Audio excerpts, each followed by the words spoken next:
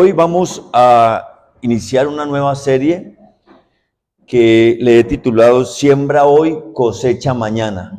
¿Cómo llama? Siembra hoy, cosecha mañana.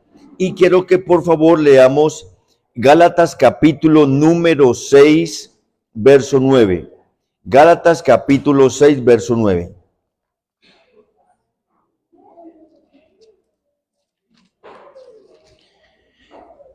Dice la palabra del Señor, Gálatas capítulo número 6, verso número 9. No nos cansemos, pues, de hacer bien, porque a su tiempo segaremos si no desmayamos. ¿Qué dice el texto?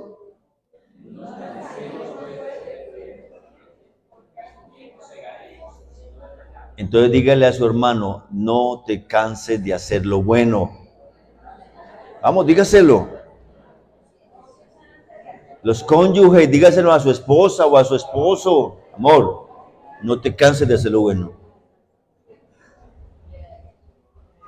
Pero quiero que vayamos a otro texto, por favor, a Primero de Pedro, capítulo 5, verso 6, unos cuantos libros adelante.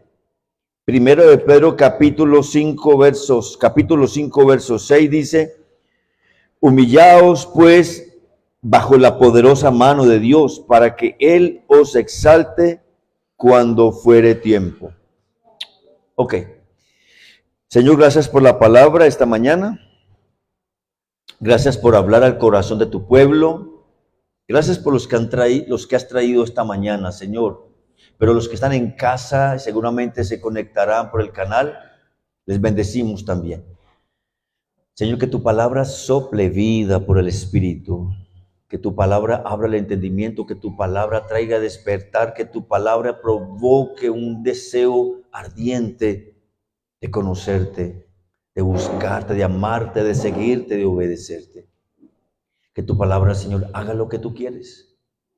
Porque tú dices, Señor, que cuando tú la envías cumple el propósito para el cual la envías, porque a ti no vuelve vacía. Y declaro en el nombre de Jesús, esta palabra no volverá vacía, sino cumplirá aquello para el cual tú la envías. Tu propósito. Coloque su mano en su corazón, diga conmigo, el Señor cumplirá su propósito en mí. Amén, yo lo creo, Señor, en el nombre de Jesús. Amén. Todos los seres humanos esperamos respuestas inmediatas. ¿Es cierto o no? Se lo voy a demostrar. Cuando las esposas le hablan al marido algo, si usted no le responde, ¿qué pasa? Usted no responda, ya sabe qué pasa. Cuando los esposos demandan algo de las esposas, ¿qué esperan los esposos? Ustedes no respondan, ustedes saben cómo quieren que ellas respondan y cuándo. Igual los hijos, a veces tenemos unos hijos sirirí. Pero ¿por qué miran a Daniela? ¿Por qué miran a Daniela? No, no la miren. Que cuando piden algo lo quieren ya. Y Juanita, eso que Juanita no. Mamá, y eso parece un detonante. O se le atiende o explota. Menos mal que ya no explotan. Cuando oramos por algo, queremos que Dios conteste inmediatamente. Cuando pedimos un milagro, cierto que queremos que esa respuesta sea ya. ¿Verdad que sí? Cuando oramos por un enfermo, quisiéramos que el enfermo se sanara ya. Cuando oramos por la salvación del cónyuge, del hijo, del padre, del hermano, del familiar, del vecino, del amigo, del compañero de trabajo, uno cuando ora, ¿qué quisiera? Y a veces uno ora con tanta emoción que uno cree que uno tiene como el control, el director en la mano, el aparato ese con que se manejan las pantallas de videobin, que solamente hacer clic como ya oré, y como oré con fe, y como oré emocionado, y como oré creyendo, y como estoy de buen genio, y como las cosas me han salido bien, cuando estamos entusiasmados oramos y ¿qué pensamos? Eso va a ser así, Dios lo va a hacer ya. Pues hoy vamos a hablar, y durante una serie vamos a hablar de algunos personajes que Dios los usó en la historia para traer avivamientos. para traer transformación, en quienes Dios provocó un despertar y por causa de ese hombre, 10 años, 20 años, 40 años, 50 años, 100 años y más, se produjo un tremendo avivamiento en un pueblo, en el pueblo de Dios, en la nación. Pero aún en nuestra historia moderna, 500 años hacia atrás o un poco más, han habido avivamientos, despertares de Dios en naciones, pueblos, por causa de uno o de algunos que oraron y oraron y posiblemente no lo vieron, pero una generación posterior lo pudo ver. Y vamos a mirar unos ejemplos en la introducción, va a ser un poco larga. La segunda parte del tema va a ser el primer personaje, quien es Nehemías, pero vamos a poner un poquito de solidez, fundamento a esto que quiero traer a su vida, porque quiero que usted esta mañana salga de este lugar con un desafío poderoso, a creer que de verdad Dios responde. ¿Cuánto lo creen? A creer que de verdad Dios hace milagros. ¿Cuánto lo creen? De verdad Dios salva gente. De verdad Dios sana enfermos. De verdad Dios da provisión. De verdad es el Dios que cuida a su pueblo. Hoy me sentí muy ministrado con la alabanza. Hoy estuvo especial porque nos llevó el Espíritu Santo a mirar a ese Dios que por su gracia nos salvó, que por su amor nos perdonó. Nada tuvimos que hacer nosotros. Fue solo Él y nadie más que Él. En primer lugar encontramos a un Daniel que durante 70 años oró por la liberación de Israel. Ustedes saben que Daniel fue llevado a Babilonia el primer año, el primer día de cuando Nabucodonosor fue a Jerusalén a destruirlo con su general. Destruyó todo. Ustedes conocen la historia, los muros, el templo, el palacio, todo. Llevó las riquezas para Babilonia. ¿Y a quiénes se llevó para Babilonia? A los principales, a los jóvenes, a los príncipes, a los entendidos, a los inteligentes, a los empresarios, y los pobres, ancianos, enfermos los dejó en Jerusalén. Allá llegó Daniel. Ustedes conocen este proceso que vivió Daniel allá en Babilonia, y cómo se convirtió en un artífice de bendición para el rey y los reyes a través de las cuales en su vida, más de 70 años de una vida activa política, él tuvo, y pasó por 4 reyes a quienes sirvió Daniel en Babilonia, en Persia, en diferentes lugares donde fue llevado. ¿Pero qué creen que hizo Daniel durante esos 70 años? ¿Alguien se acuerda qué hace Daniel? Alguien busque por favor Daniel capítulo 9 verso 2 y otro busque segundo de Crónicas 36, 2. Por favor, Daniel capítulo 9 verso 2 y segundo de Crónicas 36, 2. ¿Quién lo encontró para que por favor me ayude a leer?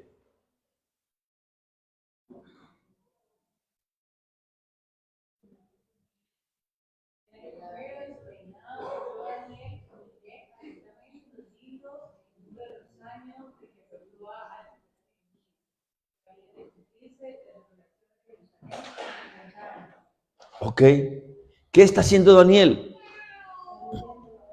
Está mirando los registros de cuándo fue y cuándo terminan los 70 años de desolación, de exilio, ¿sí? Y cuando usted sigue leyendo ese capítulo 9, va a encontrar cómo Daniel clama, cómo Daniel pide perdón, cómo Daniel confiesa pecados.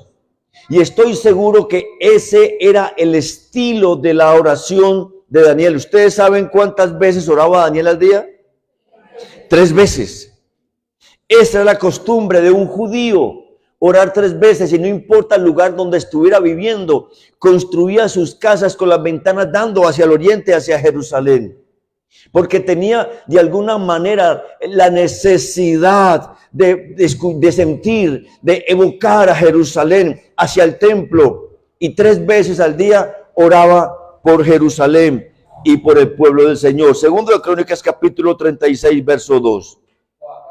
Tenía 23 años cuando subió al trono y reinó en Jerusalén 3 meses.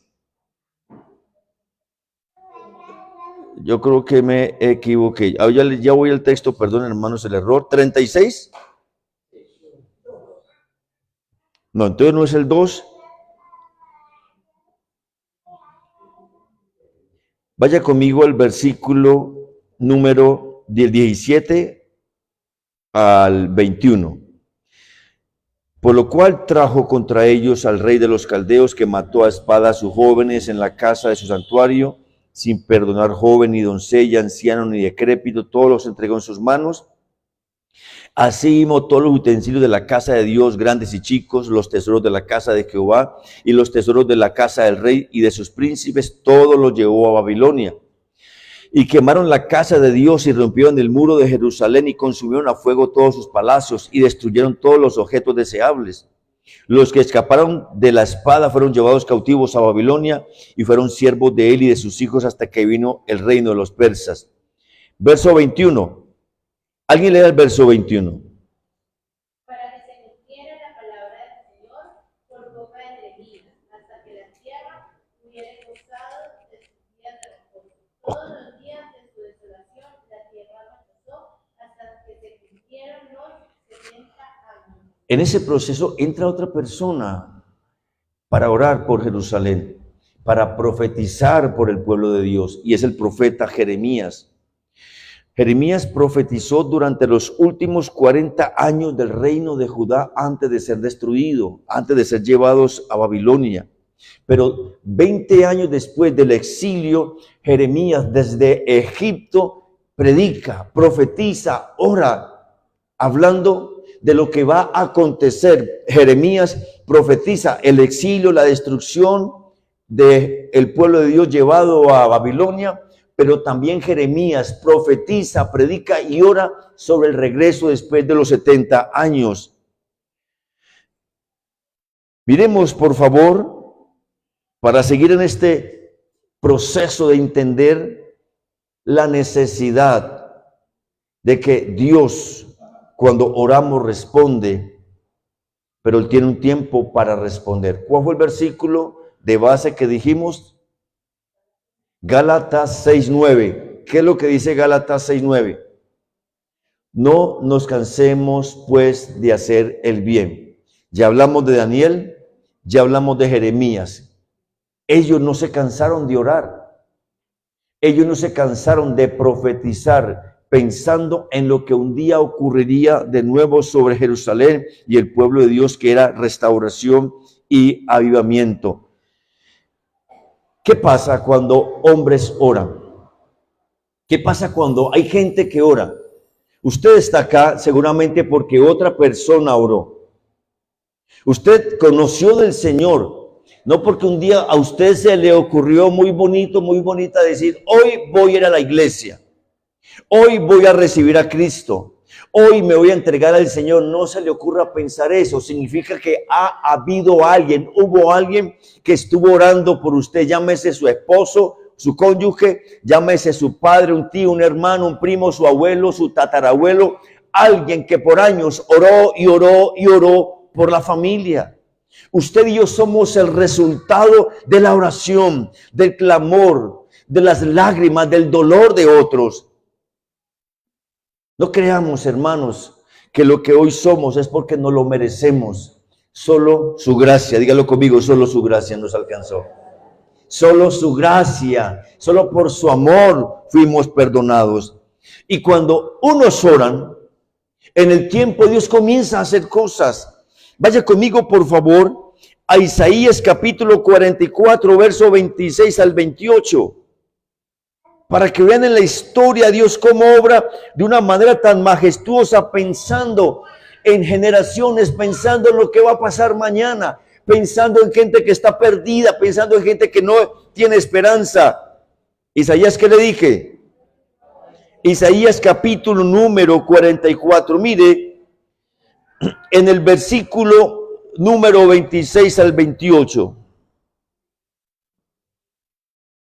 Yo, el que despierta la palabra de su siervo y cumple el consejo de sus mensajeros, que dice a Jerusalén, serás habitada, y a la ciudad de Judá, reconstruidas serán, y sus ruinas reedificaré.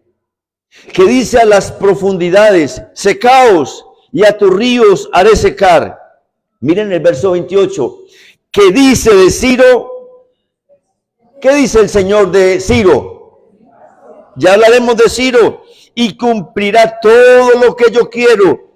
Al decir a Jerusalén, serás edificada y al templo serás fundado. Capítulo 45, verso 1 dice, así dice Jehová a su ungido. ¿A quién? Al cual tomé yo por su mano derecha, para sujetar naciones delante de él y desatar lomos de reyes, para abrir delante de él puertas y las puertas no se cerrarán. Yo iré delante de ti y enderezaré los lugares torcidos, quebrantaré puertas de bronce y cerrojos de hierro haré pedazos.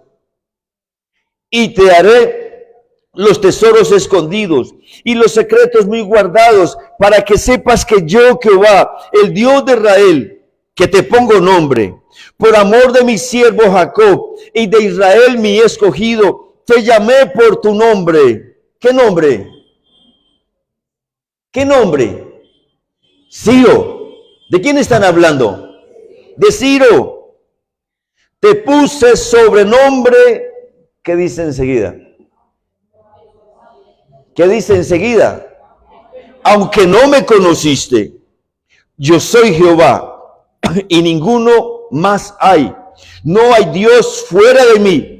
Yo te ceñiré, aunque tú no me conociste, para que se sepa desde el nacimiento del sol y hasta donde se pone que no hay más que yo. Yo Jehová y ninguno más que yo, que formo la luz y creo las tinieblas, que hago la paz y creo la adversidad. Yo Jehová soy el que hago.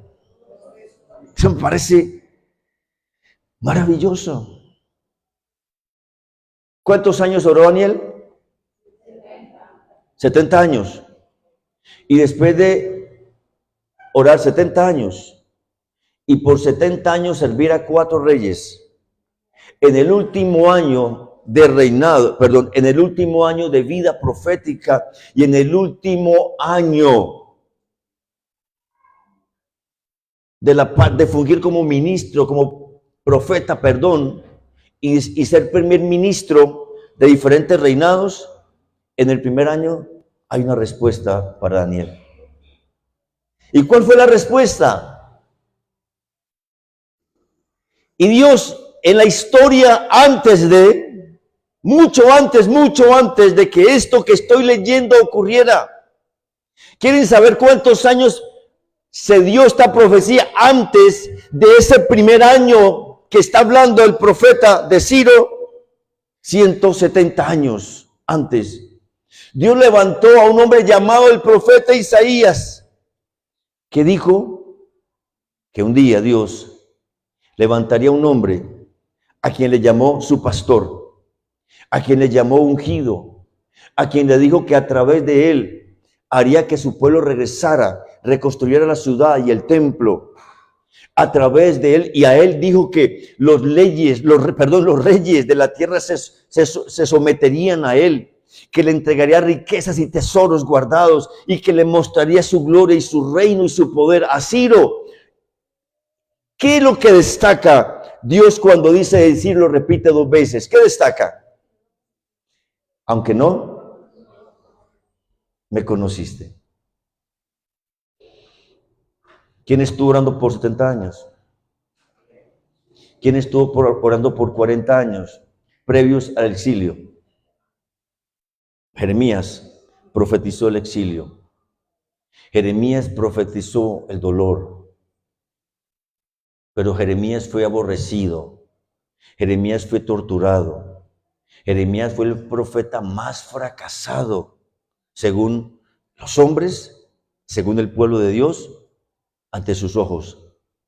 Pero es del único que el profeta Daniel lo toma como referencia. Las palabras dichas por el profeta Jeremías, palabra que salió de la boca de Jeremías acerca de los años de la desolación y del regreso del cautiverio. ¿Cuántos años oró Jeremías? 60 años aproximadamente, cuando fue llevado a Egipto en contra de su voluntad y allá fue asesinado. 60 años profetizando ¿Vio Jeremías la respuesta? No, pero oró y se mantuvo profetizando por el pueblo de Dios. Quiero que vayamos, por favor, sigamos leyendo acerca de este Ciro. Apenas miramos lo que Dios dice más de 150 años antes de lo que iba a ocurrir. Mire conmigo el capítulo 36 nuevamente de Segundo de Crónicas.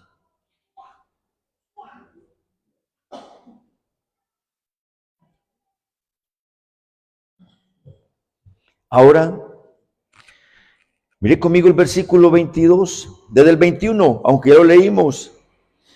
Para que se cumpliese la palabra de Jehová por boca de ¿quién? Hasta que la tierra hubo gozado de reposo, porque todo el tiempo de su asolamiento reposó, hasta que los 70 años fueron cumplidos. Verso 22. Mas al primer año de Ciro, rey de los persas, nuevamente, para que se cumpliese la palabra de Jehová por boca de Jeremías. ¿Qué dice el texto, hermanos? ¿Alguien lo lee, por favor, enseguida? Jehová despertó el espíritu de Ciro, rey de los persas, el cual hizo pregonar de palabra y también por escrito por todo su reino diciendo. Escuche, perdóname, ahora continúas. Más de 150 años Isaías habló de este hombre. Más de 70 años Daniel clamando, orando por un despertar, por un avivamiento, por un regreso, por salir. Y ustedes saben que Daniel, ahora lo vamos a ver en el capítulo 9, ustedes recuerden que él está orando. ¿Por qué está orando Daniel?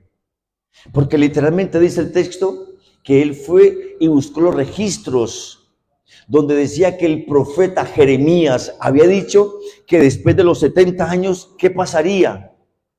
Volverían del cautiverio.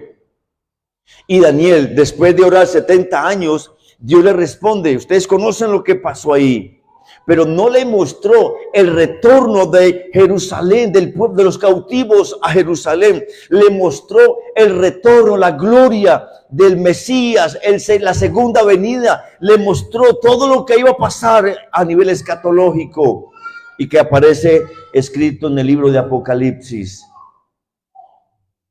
Dios le mostró a Daniel una gloria mayor, un avivamiento mayor, una bendición más grande por esos 70 años. Y por la oración, y perdóneme que sea tan redundante al recordar los nombres, y por esa oración de 60 años de Jeremías, un día Dios despertó el espíritu de un hombre llamado Ciro.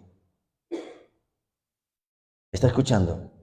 Yo no sé si el Espíritu Santo está hablando de su corazón, pero el tema de esta serie, el propósito, de esta serie, es que sea el Espíritu Santo quien provoque un despertar en usted.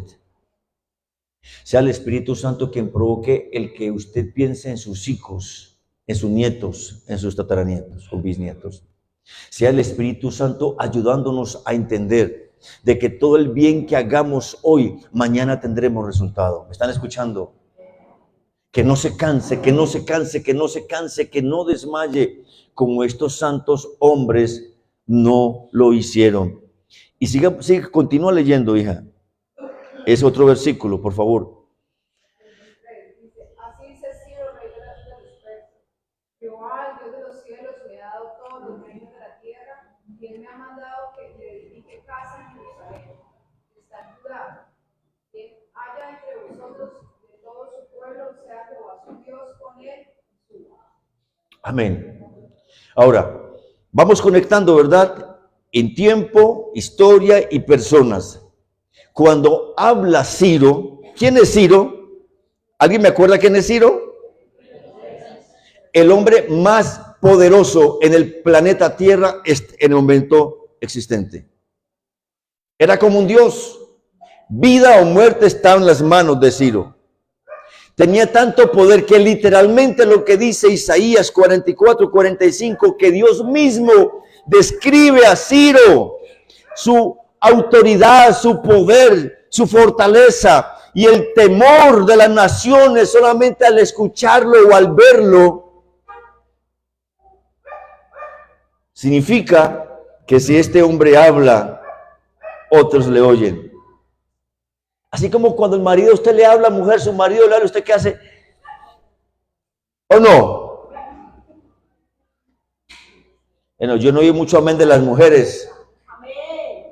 Pastora Francia, ayúdame con eso usted porque no veo como respuesta. Así como cuando, va a repetir, así como cuando el marido le habla, usted inmediatamente ¿qué hace? Amén, mijo. Lo que digas. Más bien yo creo que a veces al contrario, la mujer habla, sí amor, y no diga sí amor y verá.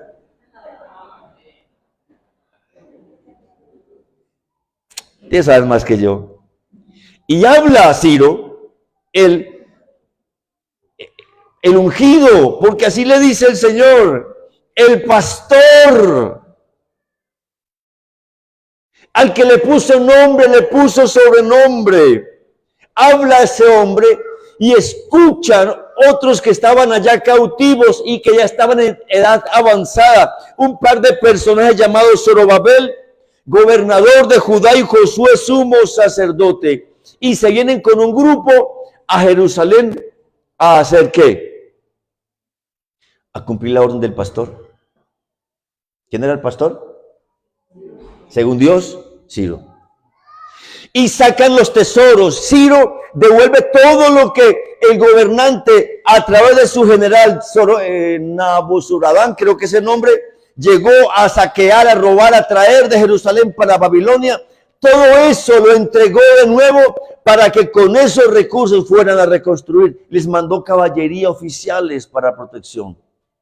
En el capítulo 3 de Esdras, porque Esdras viene con ese primer grupo, comienzan a reconstruir, comienzan a trabajar, colocar los cimientos del templo. En el capítulo 3 hay tremenda fiesta porque están celebrando. ¿Qué están celebrando? La reconstrucción del templo. ¿Cuántos años después? ¿Cuántos años después?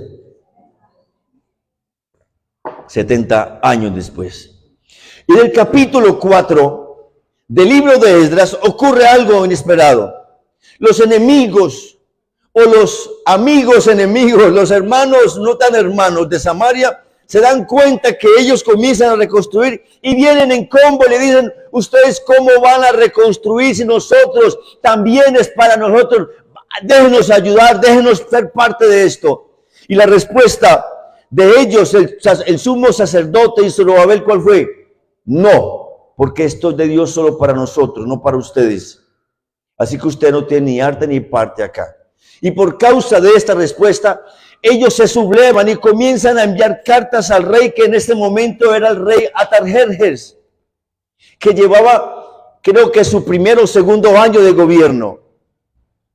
Y le mandan la carta diciendo, mire, hay un pueblo que se ha sublevado en la historia, esto no se someten a los reyes, esto es causa un problema. Busquen en los registros y no van a darse cuenta que este pueblo es un pueblo fascineroso, es un pueblo peligroso y no es para bien tenerlos vivos. No permita que construyan el templo. Y entonces el rey, ¿qué hace? Por uno de sus grandes, carta sellada y que lean la carta.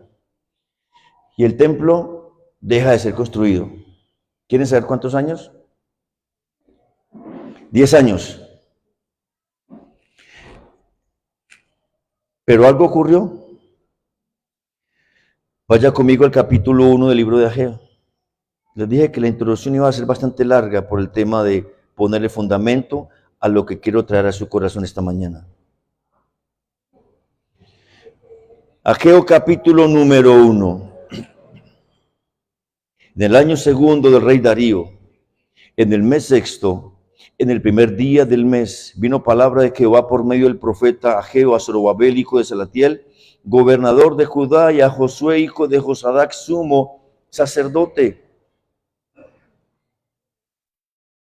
Y Dios, esto fue, escuchen, esto fue durante estos 10 años.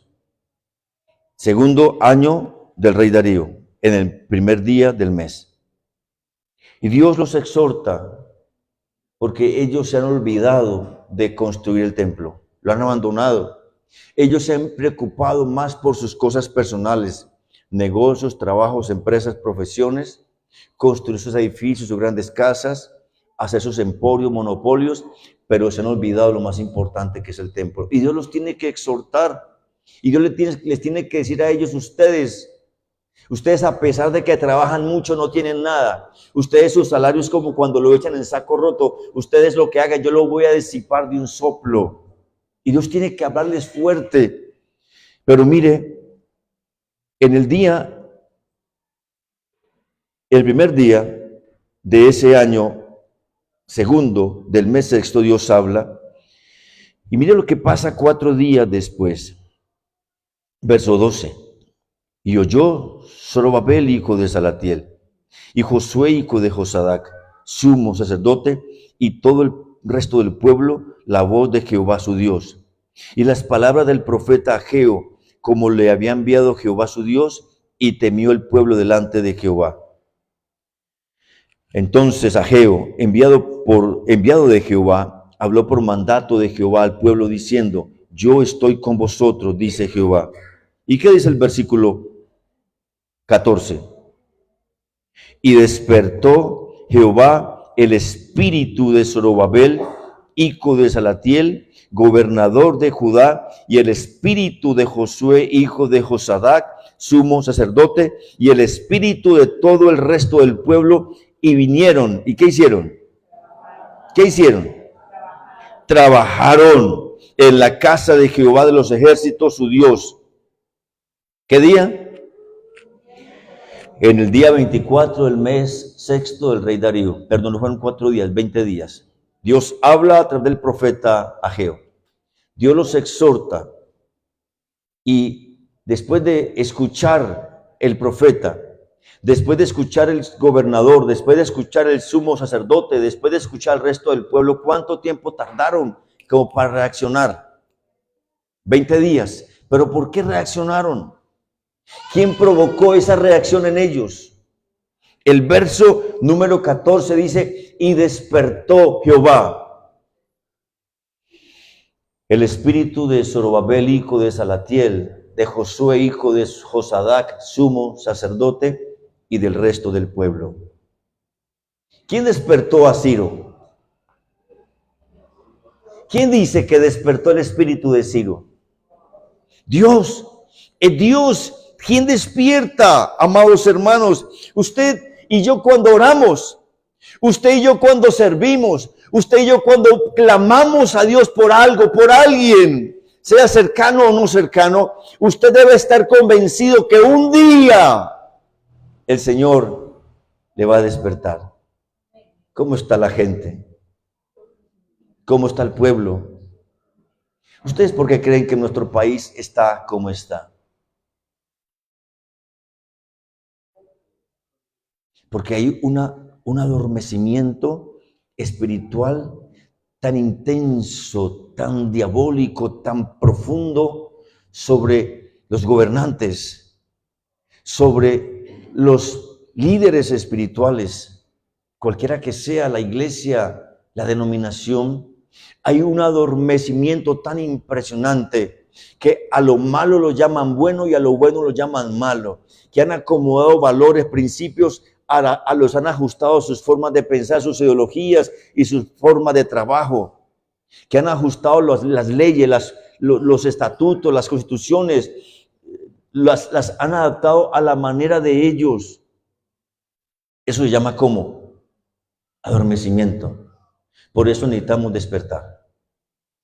Por eso la iglesia tiene que entender que en este tiempo Dios está llamando a un avivamiento.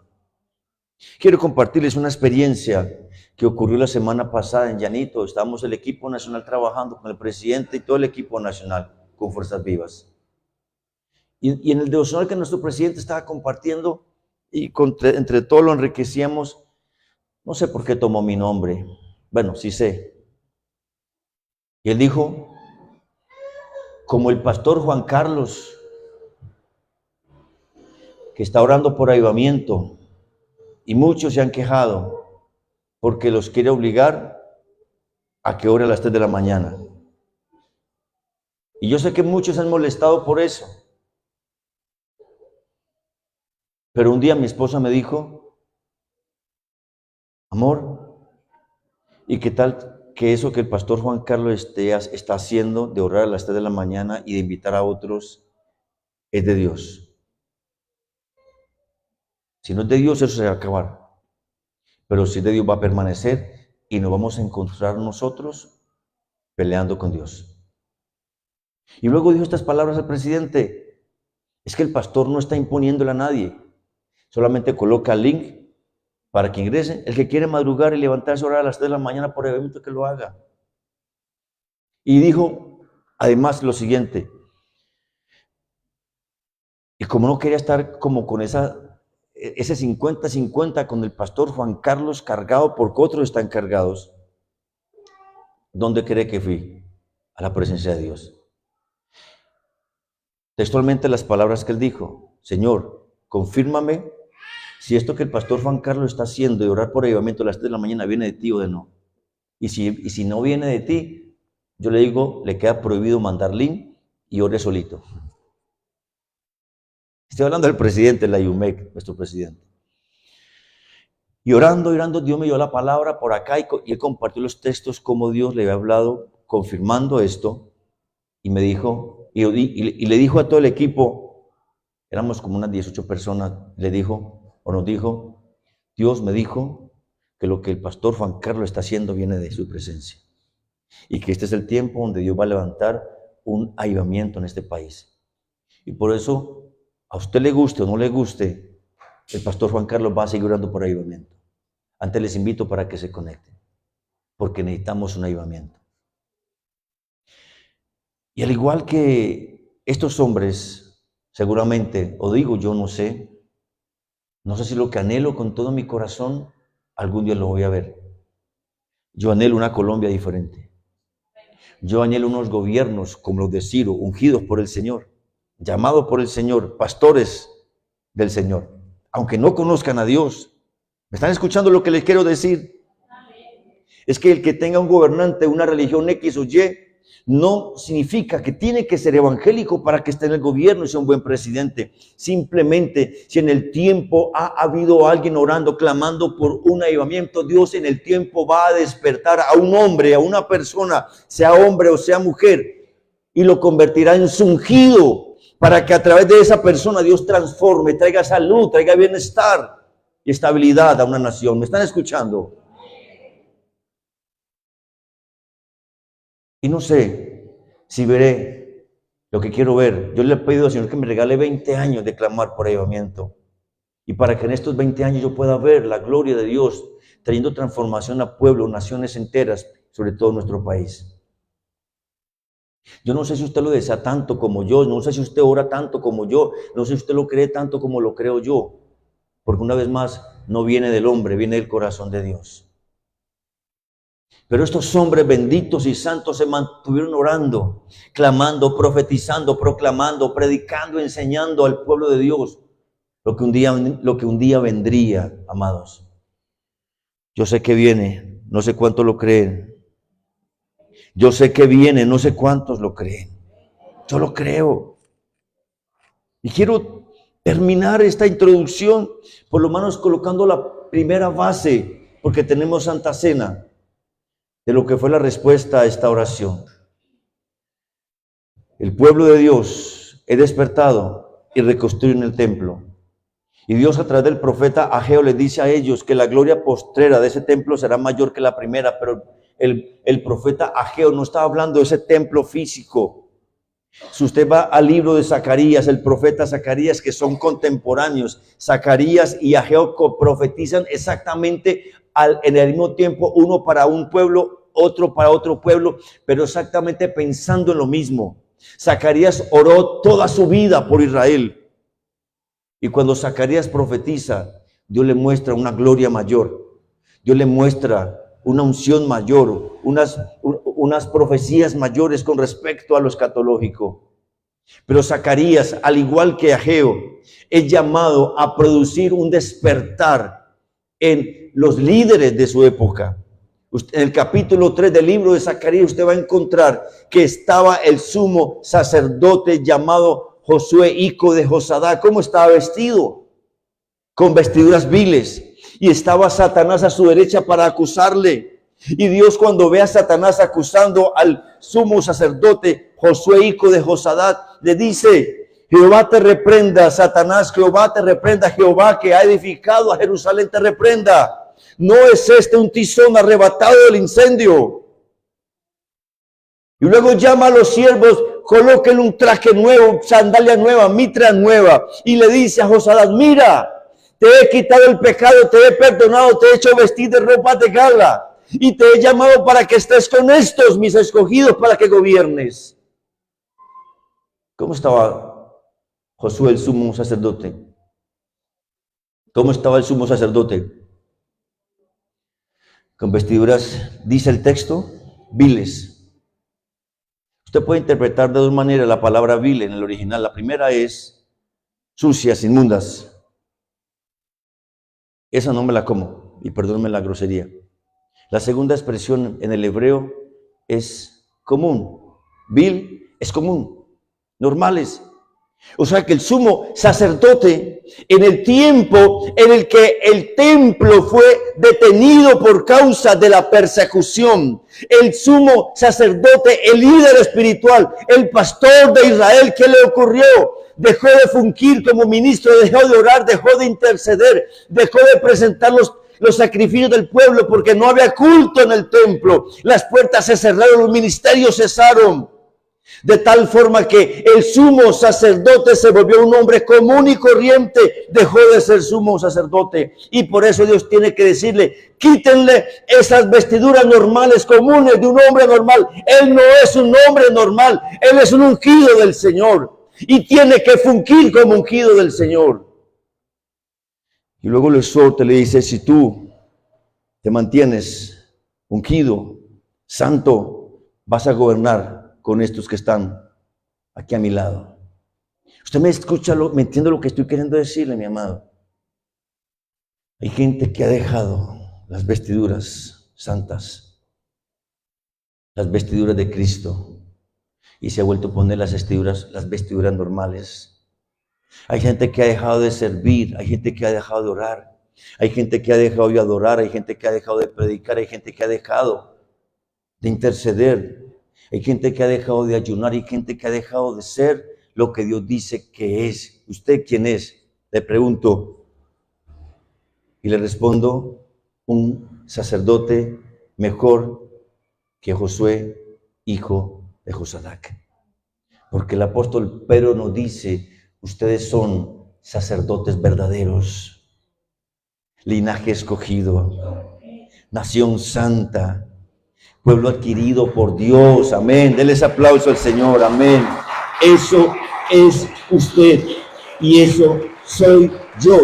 Pero cuando estamos vestidos de las vestiduras de sacerdotes, cuando estamos vestidos con las vestiduras santas, cuando estamos vestidos con las vestiduras que Él nos da, para que entonces seamos para el mundo eso que Él dice que somos, esa oración que usted va a hacer o que usted está haciendo, ese servicio, ese ministerio, ese talento, esa habilidad, tiene un impacto tan poderoso en el reino de los cielos que comenzará a abrir espacio en el tiempo y la historia para que un día mañana alguien conozca del Señor, para que un día mañana alguien sea sanado, para que un día mañana alguien sea restaurado, para que un esposo venga a los pies de Cristo, para que esos hijos que están en la droga vengan a los pies de Cristo, porque hubo un sacerdote vestido con vestiduras del cielo, que son Cristo. ¿Cuántos tienen ese vestido? El apóstol Pablo dice que nosotros estamos vestidos ¿de qué? Vestidos de Cristo.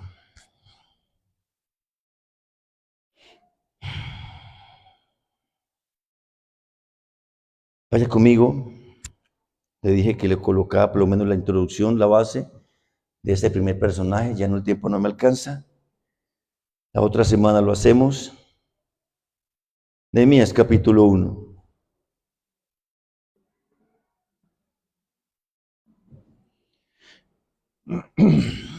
Palabras de Nehemías, hijo de Acalías. Aconteció en el mes de Quisleu, en el año 20, estando yo en Susa, capital del reino. No voy a leer lo que dice enseguida, no me interesa por ahora, pero le quiero decir el cierre de esta predicación.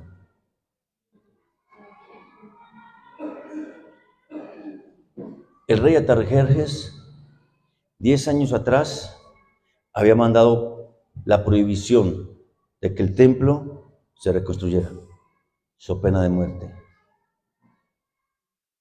Y a los 20 años, o sea, 10 años después, viene alguien de Jerusalén a contarle a Nehemías cómo está el pueblo. Ya sabemos lo que pasó, eso lo hablaré la próxima semana. A contar cómo está el pueblo. Y ustedes saben qué provocó en Nehemías esa mala noticia. Yo pregunto y le pregunté a los hermanos en el ayuno ayer, ¿cuántos años más o menos tendría Nehemías en esta época? Algunos historiadores dicen entre 40 y 50 años, otros un poco más. Pero eso no es lo importante. ¿Por qué antes Nehemías? Y la otra pregunta, ¿Nehemías conocía la situación del pueblo de Dios en Jerusalén? ¿Ustedes qué piensan?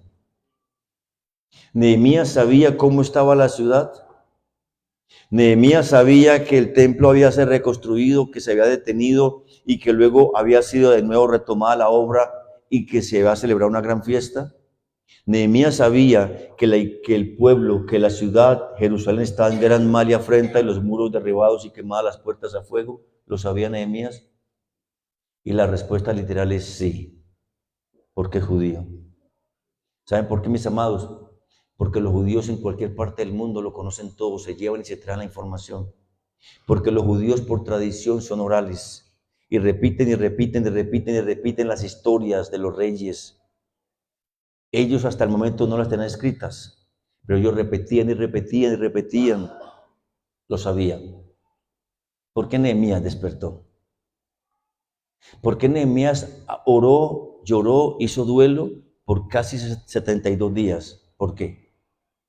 Porque hubo alguien décadas atrás clamando por un despertar.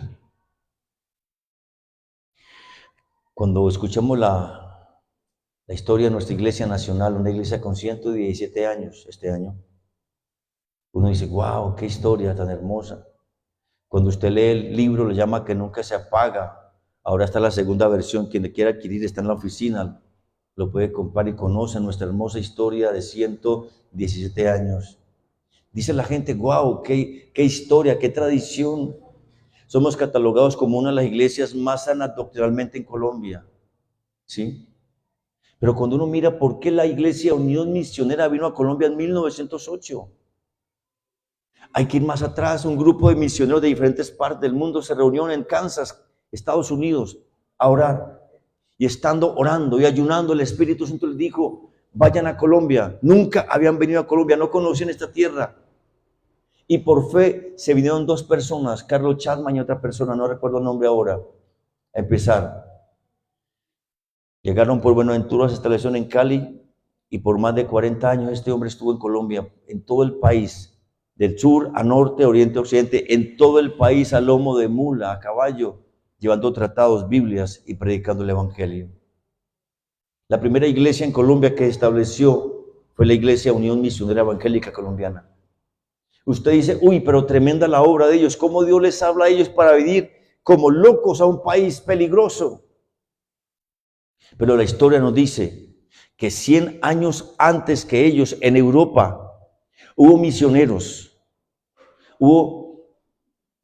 a veces recuerdo no tengo los nombres ahora de las misiones, pero se los voy a tener para dentro de 8 días. Hermanos, escuchen, por 100 años oraron por venir a Estados Unidos y a Sudamérica.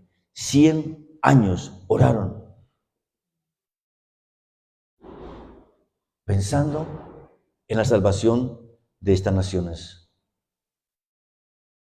Y lo que hoy tenemos en Colombia, las iglesias que hoy hay establecidas, no es porque llegó un superungido, el pastor mejor, el que mejor predica, el que más hace milagros. sino porque hubo un pasado de una gente que oró, y oró, y oró, y oró. Usted, como le dije, ahora usted y yo somos producto de alguien que oró, y oró, y oró, y ha seguido orando. Pero lo quiero colocar en un desafío. Usted, mi hermano, mi hermana, puede convertirse en un catalizador de avivamiento. Usted puede tomar la decisión, independientemente de los años que tenga, de decirle: Señor, aquí estoy. Quiero que mi nación cambie. Quiero que mi Sevilla cambie. Quiero que mi barrio cambie. Quiero que mi colegio, mi universidad donde trabajo cambie. Quiero que mi familia cambie, sea transformada. Y comience a hacerlo, no desmaye, hágalo, hágalo. Si quiere a las 3 de la mañana, hágalo. Si quiere a las 4, a las 5, hágalo, la hora que quiera, pero hágalo. Porque tarde que temprano lo que usted haga hoy, mañana tendrá una cosecha. Tarde que temprano lo que usted ore hoy, mañana tendrá una cosecha. Mañana Dios mostrará su gloria, iglesia. Mañana Dios va a bendecir su vida, su familia. Por todos aquellos por los que usted ha orado, ha llorado, ha sufrido, ha esperado, un día Dios se acordará y los va a despertar. Se puede poner sobre sus pies, por favor.